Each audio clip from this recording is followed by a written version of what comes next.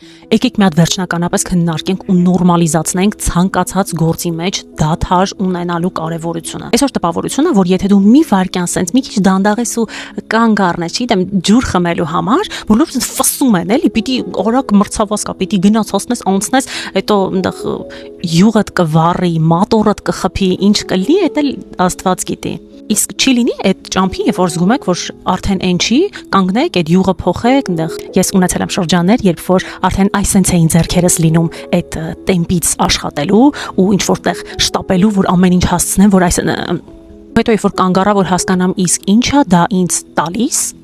հասկացա, որ այնքան քիչ բա, դու չես կարող ուղղակի տենց ծննդոց այդ ամենը գալիս է, երբ դու տալիս ես, տենց չի, դու պիտի դա ինչ որտեղից ստանաս, քո ուղեղը պիտի այդ պատուհանը ունենա ստանալու, որ հետո փոխակերպի ու կարողանա քեզ ինչ որ բան տալ, որն էլ դու կտաս մարդկանց։ Հավատացեք, այդ դադարը շատ կարճ, փոքր, մի օր, մի ժամ, մի շաբաթ, հենց ձեզա առաջինը պետք լինելու։